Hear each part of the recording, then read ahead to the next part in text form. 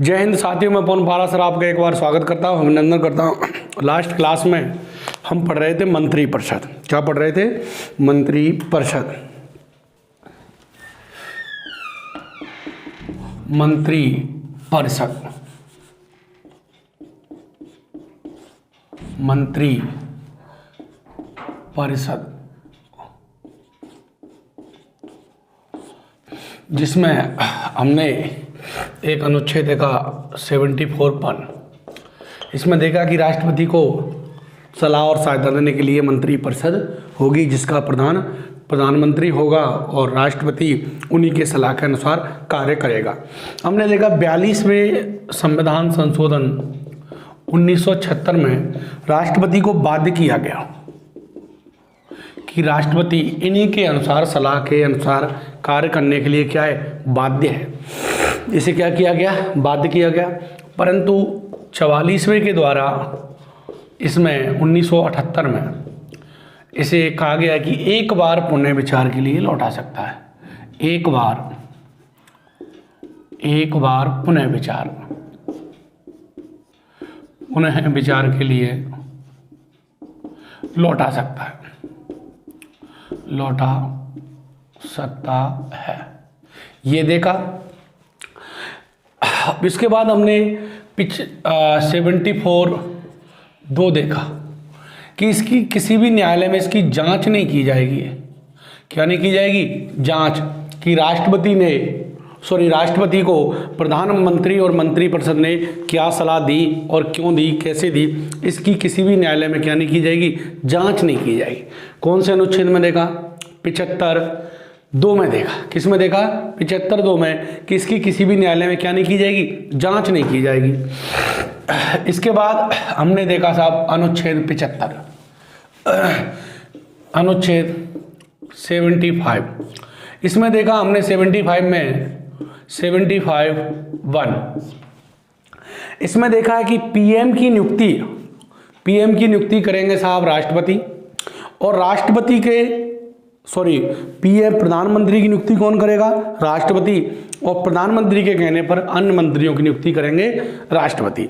फिर इसी में हमने एक अनुच्छेद देखा 75(1) का। हमने देखा इसे 75(1) का कि इसे 91वां संविधान संशोधन 2003 में जोड़ा है। इसमें कह दिया गया कि अधिकतम जो मंत्री लोकसभा की कुल संख्या का 15% से अधिक नहीं होंगे, और इसमें प्रधानमंत्री भी शामिल होगा। कौन शामिल होगा? प्रधानमंत्री। फिर इसी में एक अनुच्छेद है 75(1) ख। इसमें क्या कहा गया है कि यदि किसी लोकसभा सदस्य या राज्यसभा सदस्य या सांसद को दल बदल के आधार पर अयोग्य घोषित किया गया है। क्या घोषित किया गया है? अयोग्य। तो उसे मंत्री नहीं बनाया जा सकता। क्या नहीं बनाएंगे? मंत्री नहीं बना सकते, नहीं बनाएंगे। 75(2) ख में। इसके बाद 75(2) इसमें कहा गया है कि जो मंत्री है वो राष्ट्रपति के प्रसाद पर्यंत पद को धारण करेगा। राष्ट्रपति के प्रसाद पर्यंत पद धारण करेगा। इसके बाद 75(3) इसमें प्रावधान है कि जो मंत्री परिषद है वो सामूहिक रूप से लोकसभा के प्रति उत्तरदायी होगी। मंत्री परिषद सामूहिक रूप से किसके प्रति उत्तरदायी होगी? लोकसभा के। 75(3) में प्रावधान है कि मंत्री परिषद मंत्री परिषद सामूहिक रूप से लोकसभा के प्रति उत्तरदायी होगी। किसके? लोकसभा के प्रति उत्तरदायी होगी। और यहाँ ही हमने देखा। तो फिर व्यक्तिगत रूप से किसके होगी? तो व्यक्तिगत रूप से मंत्री राष्ट्रपति के प्रत्युत्तरदायी होते हैं, प्रत्युत्तरदायी होते हैं। इसके बाद 75(4) देखा, 75(4) में इनकी शपथ है। इनको मंत्री और प्रधानमंत्री को शपथ कौन दिलाएगा? राष्ट्रपति। कौन दिलाएगा? इनको शपथ दिलाएगा राष्ट्रपति या राष्ट्रपति द्वारा नियुक्त व्यक्ति। राष्ट्रपति अनुपस्थित है या किसी भी कारण से राष्ट्रपति जिसको नियुक्त कर देगा वो इनको शपथ दिलाएगा। इसके बाद हमने देखा 75(5), इसमें देखा कि देखो मंत्री बनने के लिए उसे संसद का सदस्य होना चाहिए, चाहे वो लोकसभा से हो चाहे राज्यसभा से। जैसे अभी पहले हमारी जो लोकसभा सरकार थी उसमें जो स्मृति ईरानी थी वो कहाँ से थी? राज्यसभा से थी। अभी एस जयशंकर हैं जो हमारे रक्षा मंत्री हैं वो भी किससे हैं? राज्यसभा से। तो मंत्री राज्यसभा का सदस्य भी हो सकता है और लोकसभा का भी हो सकता है, परंतु यदि वो ना लोकसभा का है ना राज्यसभा का है तो उसे 6 माह तक तो मंत्री बना सकते हैं। कितने माह? 6 माह। परंतु 6 माह के भीतर भीतर उसे क्या लेनी होगी? सदस्यता लेनी होगी, सदस्यता लेनी होगी। और 6 माह बाद यदि वो सदस्य नहीं बन पाता है या सदस्यता नहीं लेता है तो 6 माह के बाद मंत्री नहीं बनेगा, मंत्री का पद उस पर नहीं रहेगा। 75(6) क्या है? 75(6) इनके वेतन भत्तों का उल्लेख है। तो इनको जो वेतन भत्ते हैं वो 2nd अनुसूची के अनुसार दिए जाएंगे। कौन सी अनुसूची के अनुसार दिए जाएंगे? 2nd अनुसूची के अनुसार इनके वेतन भत्तों को दिया जाएगा। इस तरीके से जो मंत्रिपरिषद संबंधी प्रावधान हैं वो होते हैं समाप्त। अब देखते हैं हम मंत्रिपरिषद और मंत्रिमंडल में क्या अंतर है। मंत्रिपरिषद और मंत्रिमंडल में क्या अंतर है? तो मंत्रिपरिषद और मंत्रिमंडल में अंतर, मंत्रिपरिषद और मंत्रिमंडल में अंतर।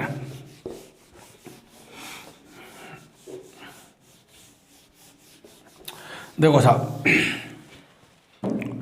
मंत्री परिषद और मंत्रिमंडल में अंतर।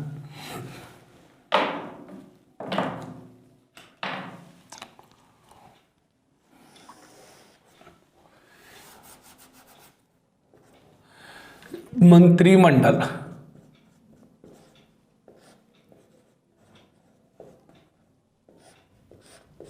और इधर ले लेते हैं मंत्रिपरिषद। मंत्री परिषद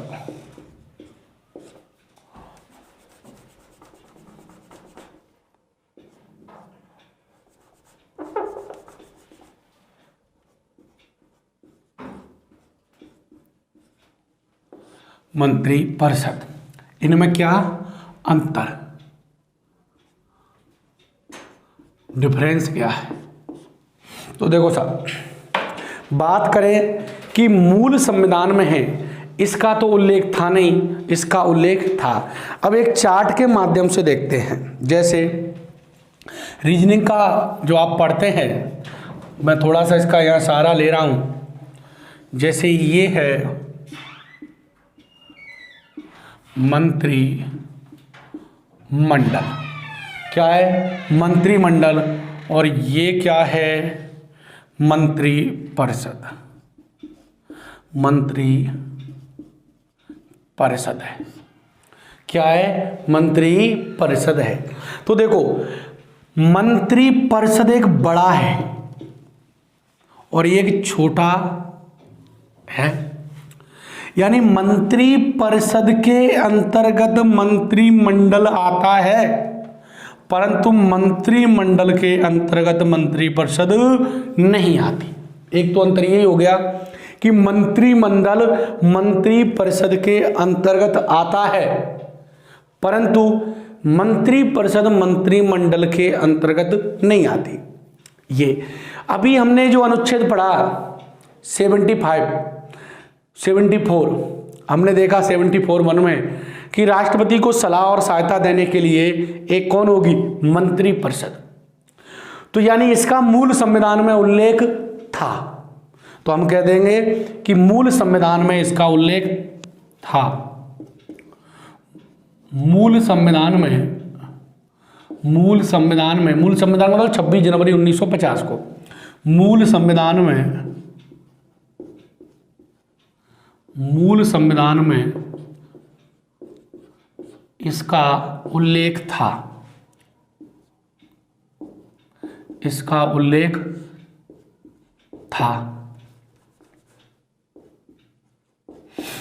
उल्लेख था और इसका मूल संविधान में इसका उल्लेख नहीं था।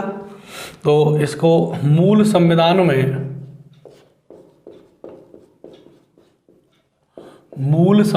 में इसका उल्लेख नहीं था, मतलब नहीं था। तो अब है, तो इसे 44वां संविधान संशोधन 1978 में आपातकाल के संबंध में जोड़ा गया कि जो राष्ट्रीय आपातकाल है वो किसके लिखित पर लगाया जाएगा, मंत्रिमंडल के लिखित पर लगाया जाएगा। 1978 में अनुच्छेद 352 में किया गया है और एक ही जगह किया गया है, केवल कहाँ पर, 352 में। और कब किया गया था, 44वें संविधान संशोधन 1978 में। अगर बात करें इसका जो आकार है वो कैसा है, छोटा है। कैसा है, छोटा है। इस मंत्रिमंडल के अंतर्गत लगभग 15 से 20 मंत्री आते हैं, जबकि मंत्रिपरिषद के अंतर्गत लगभग 82 मंत्री आते हैं। कितने, 80।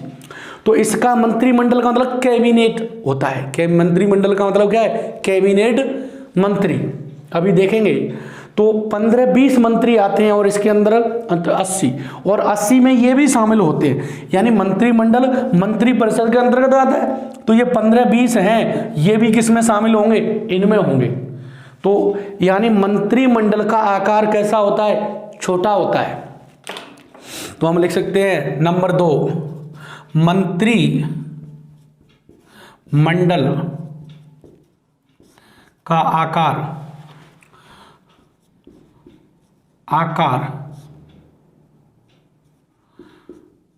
छोटा होता है, जिसमें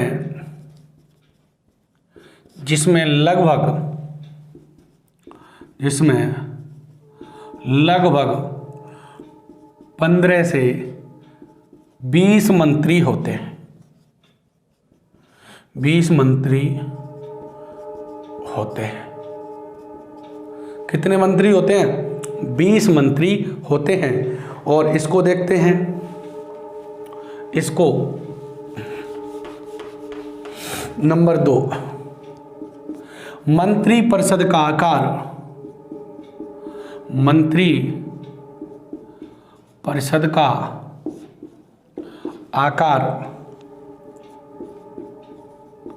आकार बड़ा होता है,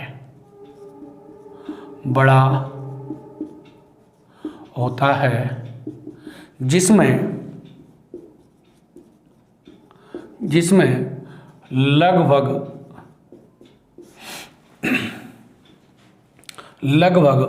80 अधिकतम तो 82 हो सकते हैं, 80 लगभग 80 मंत्री, लगभग 82 लिखें। अधिकतम कितने हो सकते हैं, 82। लगभग 82 मंत्री होते हैं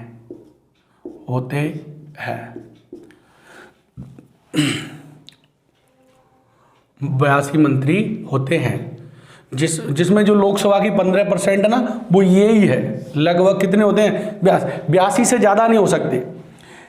82 से लिख सकते हैं 82 से ज़्यादा नहीं हो सकते, नहीं, क्योंकि 91वां संविधान संशोधन 2003 में लोकसभा की संख्या का 15% मंत्री हो सकते हैं। कितने? 15% मंत्री हो सकते हैं,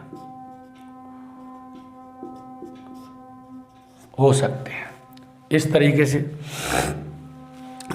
अगला अगर बात करें इसकी, तो मंत्रिमंडल मंत्री परिषद के में समाहित होता है या मंत्रिमंडल में मंत्री परिषद में शामिल होता है। नंबर 3, मंत्रिमंडल मंत्री परिषद में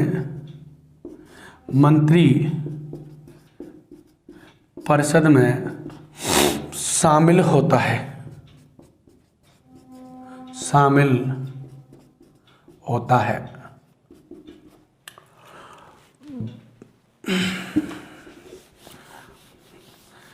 मंत्री परिषद मंत्रिमंडल में शामिल नहीं होती, यानी उसका आकार बड़ा है इसलिए। तो नंबर 3, मंत्री परिषद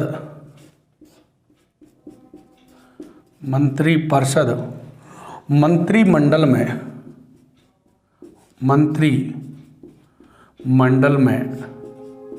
शामिल नहीं होती,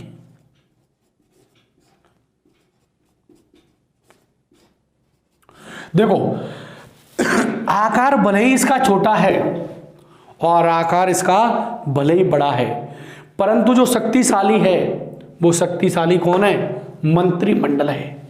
क्योंकि मंत्रिमंडल में प्रमुख विभागों के मंत्री होते हैं और सारे निर्णय कौन लेता है? ये लेता है।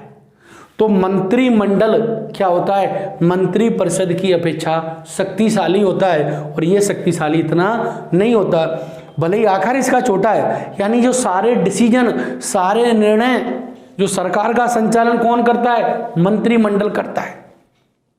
कौन करता है? मंत्रिमंडल। इसलिए ये क्या होता है? अधिक शक्तिशाली होता है, और ये अधिक शक्तिशाली नहीं होती है। मंत्री, आप कह सकते हैं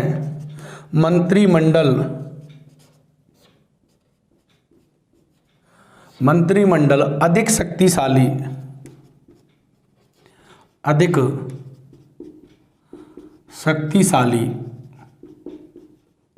होता है, और ये अधिक शक्तिशाली नहीं होता इसकी अपेक्षा। यह अधिक शक्तिशाली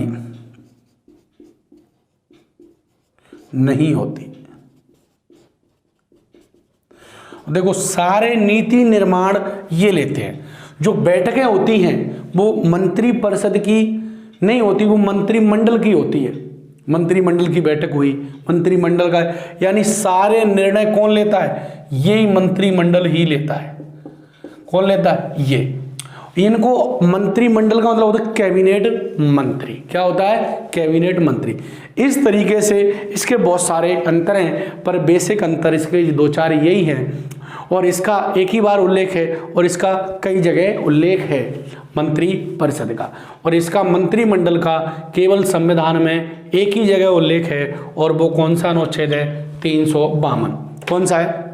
तो देखते हैं। देखो मूल संविधान में इसका उल्लेख नहीं था, परंतु मंत्री परिषद का उल्लेख था।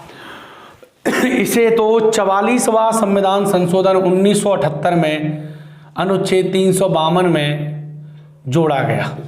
352 में किया गया है। इसका उल्लेख कहाँ किया गया है? 352 में उल्लेख किया गया है, और इसका तो मूल संविधान में उल्लेख था, इसका मूल संविधान में नहीं था।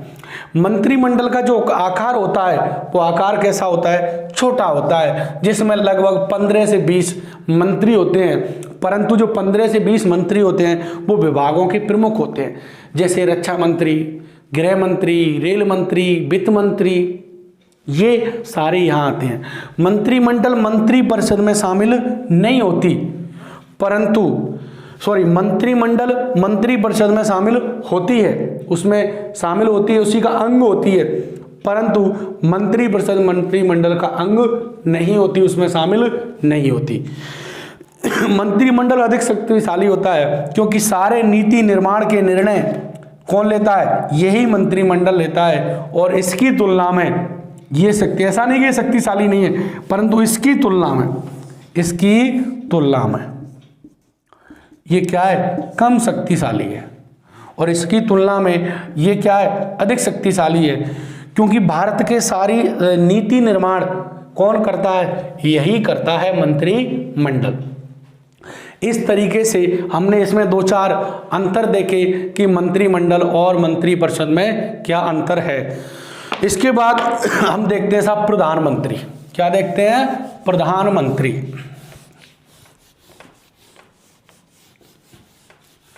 प्रधानमंत्री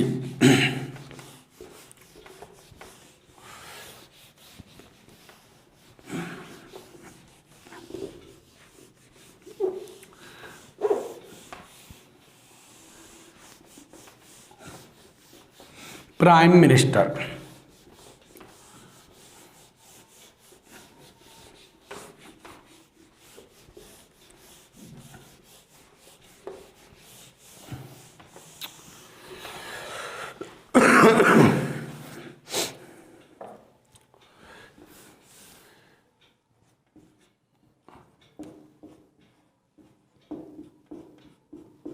प्रधानमंत्री, देखो साहब, प्रधानमंत्री के कुछ उपनाम हैं, उपनाम देख लेते हैं पहले तो। और देखो प्रधानमंत्री, देखो ये भारत का वास्तविक प्रमुख होता है। क्या होता है? सारी शक्तियां इसी के अंतर्गत घूमती रहती हैं, इसलिए प्रधानमंत्री को समकक्षों में प्रमुख कहा गया है। मंत्रिपरिषद का सदस्य भी होता है और मंत्रिपरिषद का प्रमुख भी होता है। क्या होता है? मंत्रिपरिषद का प्रमुख होता है। सारी नीति निर्माण इसी के अंतर्गत लिए जाते हैं, यही तय करता है प्रधानमंत्री। तो प्रधानमंत्री, हमारा जो प्रधानमंत्री है वो अमेरिकी राष्ट्रपति के समान है। किसके समान है? अमेरिकी राष्ट्रपति के समान है हमारा प्रधानमंत्री। हमारा प्रधानमंत्री को वास्तविक राजनीतिक प्रमुख है। क्या है? वास्तविक राजनीतिक प्रमुख है। तो इसके कुछ पद नाम देखते हैं। इसके उपनाम हैं, इसको कई नामों से जाना जाता है। तो पहला तो इसे देश का राजनीतिक प्रमुख होता है। देश का राजनीतिक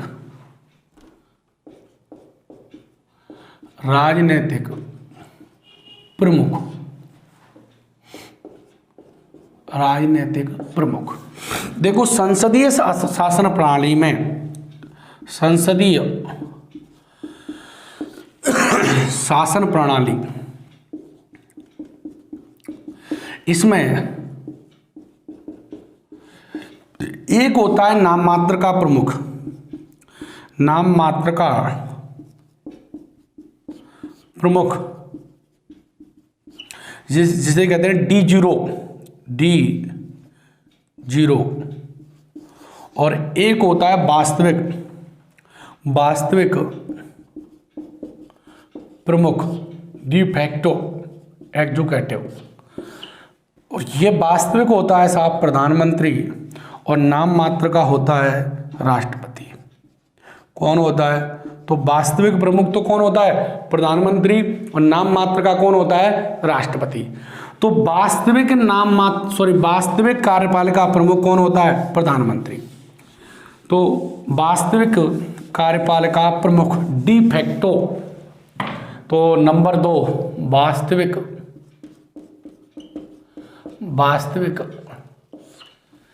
कार्यपालिका प्रमुख, कार्यपालिका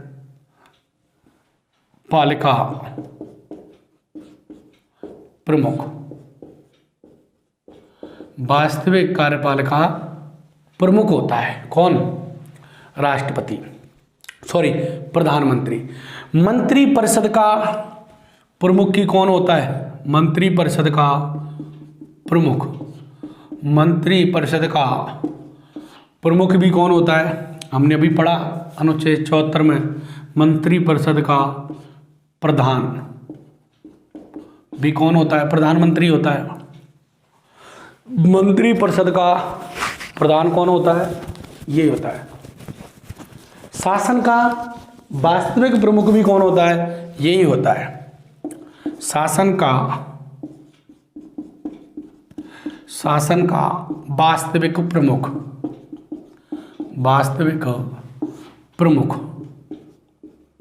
वास्तविक प्रमुख भी कौन होता है? यही होता है। अब ये कई का पदेन अध्यक्ष भी होता है। तो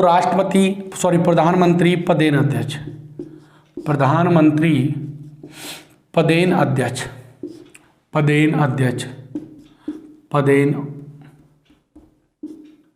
मैंने बताया पदेन अध्यक्ष। तो प्रधानमंत्री, कई संस्थाएं हैं जिनका क्या होता है? पदेन अध्यक्ष होता है।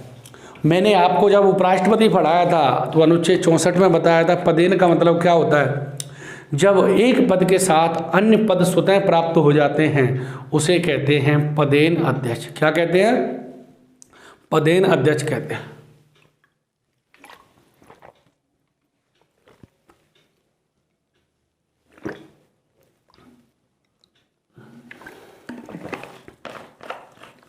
देखो, पहले योजना आयोग था, अब क्या है? नीति आयोग है।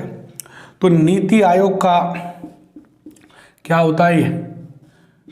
नीति आयोग का पदेन अध्यक्ष होता है। नंबर 2, राष्ट्रीय विकास परिषद,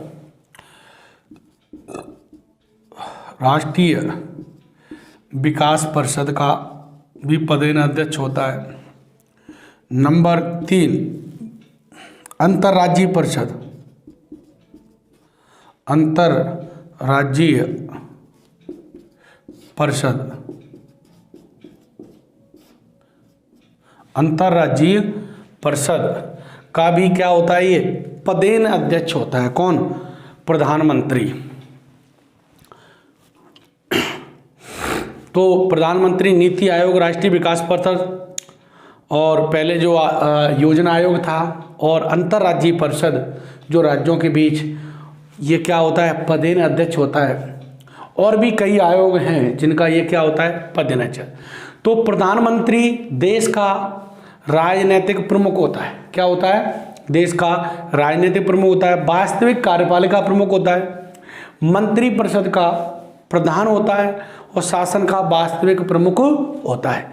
इस तरीके से, और कुछ पद ऐसे हैं जिनका पदेन अध्यक्ष कौन होता है? प्रधानमंत्री होता है। यानी नीति आयोग का अध्यक्ष कौन होता है? प्रधानमंत्री। राष्ट्रीय विकास परिषद का अध्यक्ष प्रधानमंत्री। अंतर्राज्यीय परिषद का प्रधानमंत्री। राष्ट्रीय विकास परिषद का विकास परिषद का भी अध्यक्ष कौन होता है? प्रधानमंत्री। इस तरीके से ये प्रधानमंत्री से संबंधित कुछ फैक्ट हैं। इसके बाद अगर हम बात करें कि प्रधानमंत्री की योग्यता है, तो अब हम पढ़ रहे हैं साहब प्रधानमंत्री की योग्यता है। तो दोस्तों बताइए प्रधानमंत्री की क्या योग्यता होती है? भारत का नागरिक हो, न्यूनतम आयु कितनी हो बताओ। ध्यान रखना, संविधान में प्रधानमंत्री की किसी भी प्रकार की योग्यताओं का उल्लेख नहीं किया गया है। प्रधानमंत्री की कोई योग्यता नहीं है। तो कहेंगे नहीं, लोकसभा का सदस्य होता है। जरूरी नहीं वो लोकसभा का सदस्य हो। कई ऐसे हैं जो राज्यसभा से बनाए, जैसे इंदिरा गांधी हुई, HD देवगौड़ा हुआ, IK गुजराल हुआ, और हमारे मनमोहन सिंह 2004 से 2014 तक वो क्या रहे हैं? प्रधानमंत्री रहे हैं 4 से 14 तक। वो राज्यसभा के क्या थे? सदस्य थे। तो जरूरी नहीं। अब मैंने कहा ऐसे भी हैं जो किसी के भी नहीं रहे, जैसे IK गुजराल और नरसिंहा राव HD देवा, ये भी मतलब संसद के सदस्य नहीं थे, फिर भी ये क्या बन गए, PV नरसिंहा राव और HD देवगौड़ा। PV नरसिंहा राव 92 और HD देवगौड़ा जो थे वो 96 में प्रधानमंत्री बने, परंतु ये संसद के सदस्य नहीं थे। तो इसका मतलब संसद की योग्यता, प्रधानमंत्री की योग्यताओं को संविधान में उल्लेख नहीं किया गया। तो प्रधानमंत्री की संविधान में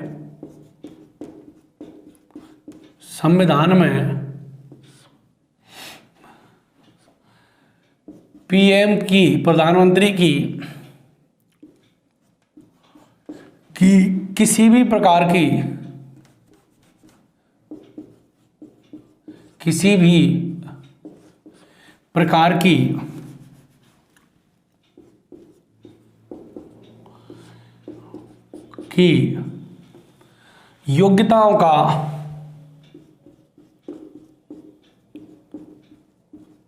योग्यताओं का उल्लेख नहीं किया गया है, उल्लेख नहीं किया गया है, नहीं किया गया है, नहीं, संविधान में PM की किसी भी प्रकार की योग्यताओं का उल्लेख नहीं किया गया है।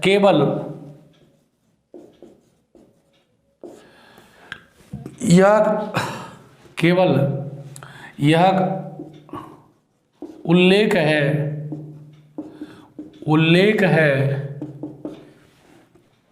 कि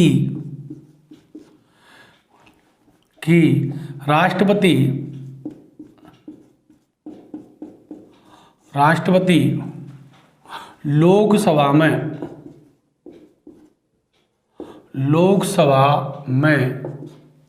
बहुमत दल के नेता, लोकसभा में बहुमत दल के नेता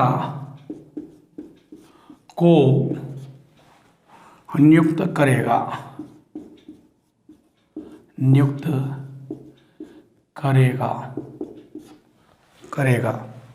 बहुमत दल का तात्पर्य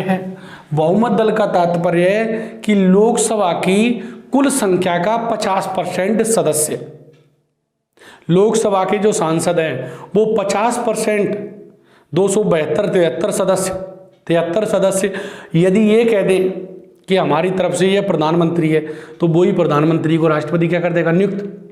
परंतु किसी को भी बहुमत ना हो तो फिर राष्ट्रपति अपने स्व विवेक का प्रयोग करके कर देगा। सामान्यतः वो जो गठबंधन या जो सबसे बड़ा दल होता है उसको बुलाता है। अरे किसी को बहुमत नहीं है तो सबसे बड़े दल को बुलाएगा या गठबंधन को बुलाएगा, परंतु योग्यताओं का उल्लेख नहीं है। और क्या कहा गया कि लोकसभा में बहुमत दल का तात्पर्य है कि लोकसभा की कुल संख्या का 50% उसका क्या करते हो, समर्थन करते हो। तो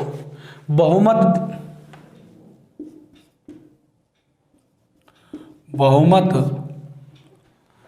से तात्पर्य है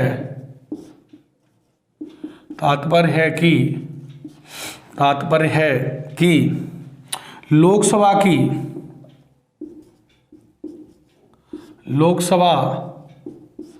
के 50% सदस्यों का विश्वास या समर्थन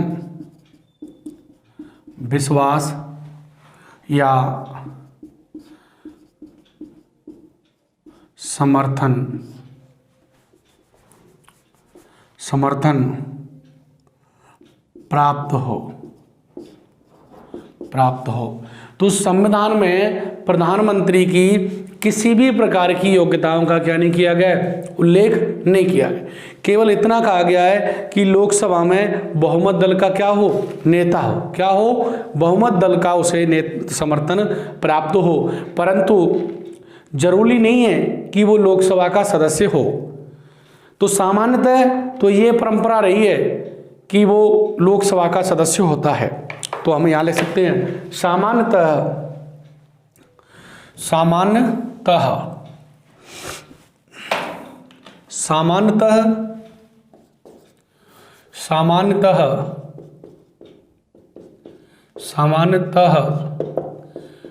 पीएम लोकसभा का सदस्य होता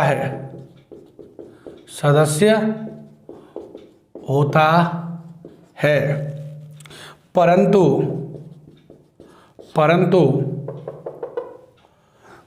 अब तक 4 पीएम राज्यसभा से बने हैं। क्या बने हैं? 4 प्रधानमंत्री राज्यसभा से बने हैं। कितने? 4 प्रधानमंत्री राज्यसभा से बने हैं। वो हैं इंदिरा गांधी 1966 में, HD देवगौड़ा 1996 में, और I.K. गुजराल, इंद्र कुमार गुजराल 97 में, और मनमोहन सिंह।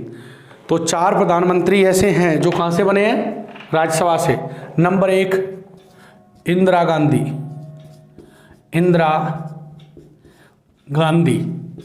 1966 में बनी। कब बनी?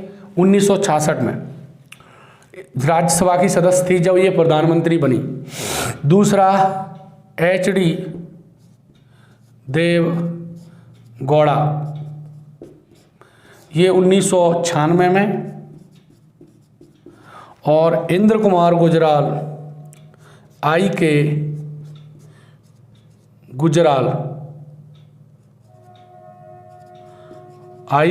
गुजराल ये बने हैं 97 में,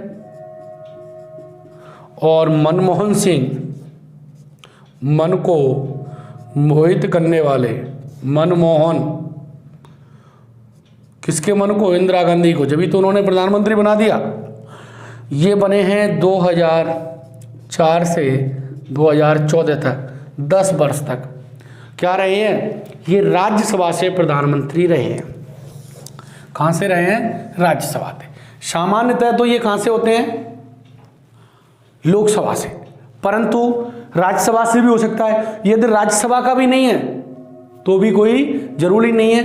बिना संसद के सदस्य को भी हम लिखेंगे।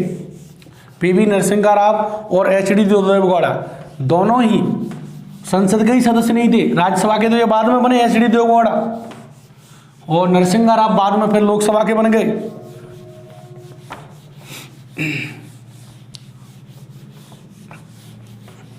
तो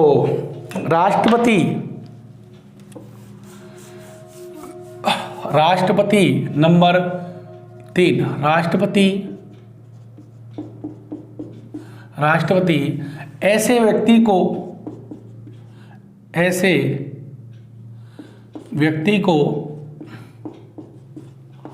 प्रधानमंत्री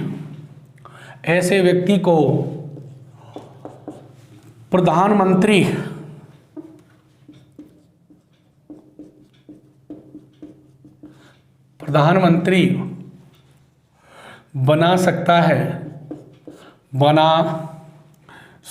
है जो संसद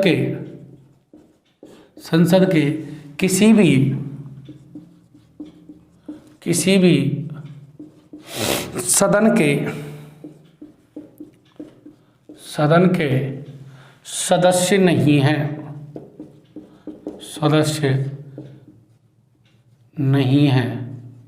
परंतु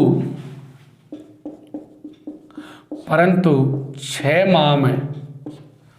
माह में संसद की सदस्यता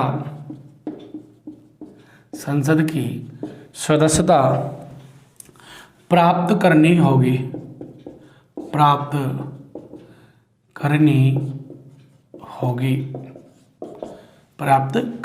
6 माह में। ऐसे 2 व्यक्ति प्रधानमंत्री बने हैं। 2 व्यक्ति प्रधानमंत्री बने हैं। 2 व्यक्ति क्या बने हैं? प्रधानमंत्री बने हैं। मंत्री बना सकता है तो प्रधानमंत्री भी बन सकते हैं। जैसे नंबर 1 पीवी नरसिम्हा राव,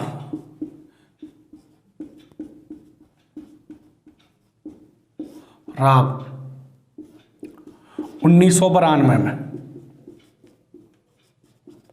और एच.डी. देवगौड़ा 1996 में। एच.डी. देवगौड़ा बाद में ये राज्यसभा से बन गए और ये लोकसभा से बन गए। देवगौड़ा, एच.डी. देवगौड़ा, और ये बने हैं साहब 1996 में। ये तो बाद में कहाँ से बने? लोकसभा से। और ये कहाँ से बने? राज्यसभा से। इस तरीके से राष्ट्रपति किसी को भी क्या बना सकता है? प्रधानमंत्री बना सकता है, परंतु उसे बाद में क्या लेनी पड़ेगी? सदस्यता लेनी पड़ेगी। क्या लेनी पड़ेगी? सदस्यता लेनी पड़ेगी। इस तरीके से वो किसी को भी प्रधानमंत्री बना सकता है। और ऐसे भी हैं जो मुख्यमंत्री रहते हुए भी, जैसे हमारे नरेंद्र मोदी अभी मुख्यमंत्री रहते हुए चुनाव लड़े और प्रधानमंत्री बने हैं। इस तरीके से हम प्रधानमंत्री की क्या हुई? योग्यता। तो योग्यताओं का संविधान में क्या नहीं किया गया है? उल्लेख नहीं किया गया है। संविधान में प्रधानमंत्री की किसी भी प्रकार की योग्यताओं का उल्लेख नहीं किया गया है। केवल इतना कहा गया है कि वह लोकसभा में बहुमत दल का नेता हो। क्या हो साहब? लोकसभा में बहुमत दल का नेता होगा, उसे ही प्रधानमंत्री नियुक्त किया जा सकता है, बनाया जा सकता है। चाहे वो लोकसभा का सदस्य हो, चाहे राज्यसभा का सदस्य हो, वो व्यक्ति मंत्री भी बन सकता है दोनों सदनों में से, और प्रधानमंत्री। और वो किसी का भी सदन सदस्य नहीं है, ना लोकसभा का ना राज्यसभा का, तो वो मंत्री भी बन सकता है, प्रधानमंत्री भी बन सकता है। परंतु अगर सवाल आए कि अगर व्यक्ति ना लोकसभा का सदस्य है ना राज्यसभा का सदस्य है, तो क्या प्रधानमंत्री बन सकता है? बन सकता है। क्या मंत्री बन सकता है? बन सकता है। परंतु कितने समय तक रह सकता है? तो वो है 6 माह तक रह सकता है। 6 माह के बाद वो मंत्री या प्रधानमंत्री नहीं रहेगा। बाकी 6 माह में वो सदस्यता चाहे राज्यसभा से आ जाए, मनोनीत हो जाए, नियुक्त हो जाए, निर्वाचित हो जाए। जो 12 सदस्य होते हैं उनमें से भी हो सकता है। कई लड़के सवाल उठाते हैं, क्या सर जो राष्ट्रपति 12 सदस्यों को मनोनीत करता है, क्या वो प्रधानमंत्री हो सकता है? बिल्कुल हो सकता है। तो आगे की चर्चा करेंगे कल। थैंक यू, धन्यवाद। मिलते हैं अगली क्लास में।